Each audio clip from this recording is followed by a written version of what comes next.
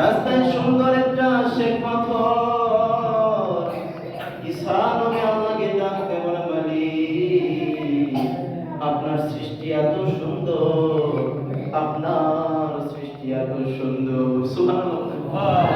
ঈসা আলাইহিস সালাতু ওয়াস সালাম রাস্তা দিয়া চলতেছেন। ঈসা নবী রাস্তা দিয়া যায়, হঠাৎ করে দেখতেছেন রাস্তায় সুন্দর একটা শ্বেত পাথর দাঁড়ানো। সুবহানাল্লাহ। রাস্তায় সুন্দর একটা শ্বেত পাথর। ঈসা নবী আল্লাহকে ডাকতে বলে, মালিক, আপনার সৃষ্টি এত সুন্দর, আপনার সৃষ্টি এত সুন্দর। সুবহানাল্লাহ। আল্লাহর সৃষ্টি কিন্তু কোনটাই সুন্দর নয়। আল্লাহর সৃষ্টি কিন্তু বাবা সম্পূর্ণ সুন্দর। জামানার নবী হযরত ঈসা আলাইহিস সালাম, হযরত ঈসা আলাইহিস সালাম দেখলেন বড় একটা পাথর, সাদা বড় একটা শ্বেত পাথর। কি পাথর? শ্বেত পাথর।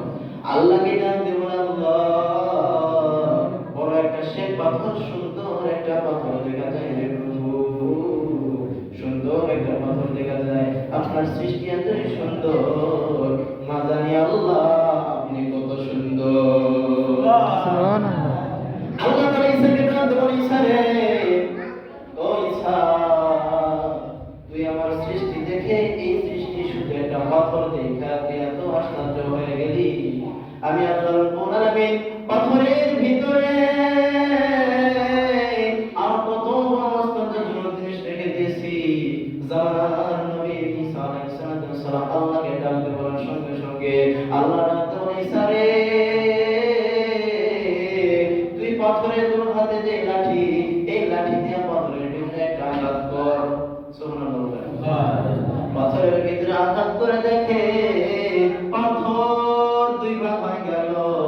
এর ভিতরে দেখতেছে সুন্দর একজন মানুষ আমার আল্লাহর কুদরতি পায়ে সিজদা দিয়ে নামাজ আদায় করতেছে। একজন মানুষ পাথরের ভিতরে নামাজ আদায় করতেছে।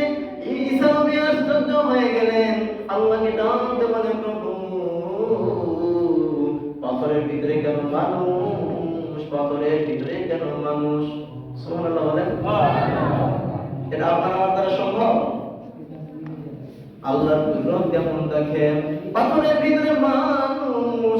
আল্লাহ রাব্বুল আলামিন ঈসাকে জানায় দিলেন, ঈসা রে, ও ঈসা, তুমি পাথরের ভিতরে যে মানুষটা দেখছো, এই মানুষকে তুমি জিজ্ঞাসা করো, এই মানুষের পরিচয় নিজে নিজে দিয়ে দিবে। কথা বুঝতে কষ্ট হচ্ছে? তাহলে একটু সুবহানাল্লাহ একটু আওয়াজ দিয়ে বলবেন। আল্লাহ তো জবান দিয়েছে প্রত্যেকটা মানুষকে।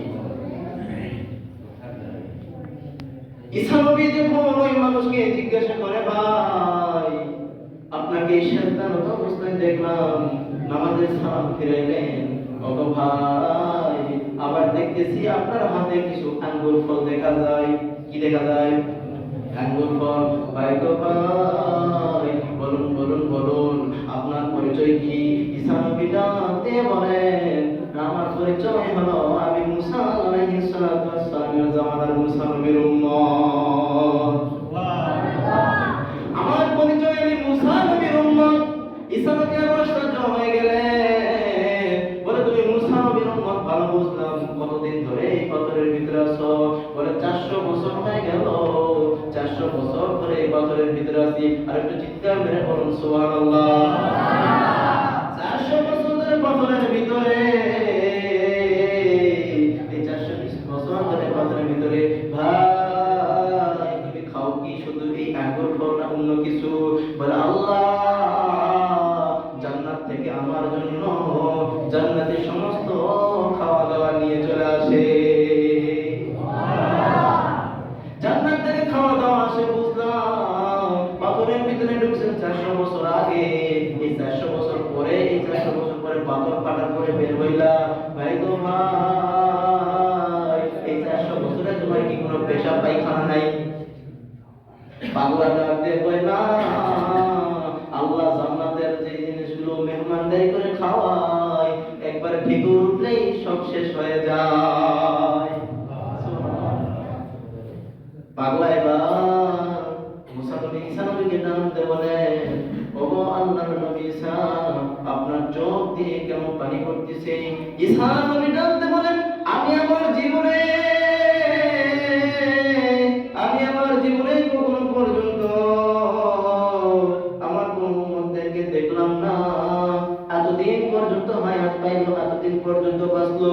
আল্লাহ তাআলা ঈসা নবীকে ডাকতে বলে, ঈসা রে, ও ঈসা, আমি জানাই দিলাম তোমাকে, এমন একটা সময় আসবে, এমন একটা দিন আসবে, শাবান মাসের মধ্যরাত্রিতে আমি আমার মুহাম্মদুর রাসূলুল্লাহ নবীর উম্মতের জন্য রাত্রিটা বাজেট করে দিয়েছি। যদি কোনো বান্দা সঠিকভাবে তওবা করিয়া এই রাত্রিতে ইবাদত করতে পারে, আমার আল্লাহ রাব্বুল আলামিন বান্দাকে 400 বছরের নফল সওয়াব দিয়ে দিবে। চিৎকার করে বলুন না সুবহানাল্লাহ। পাগলার ঘটনা শুনবেন না?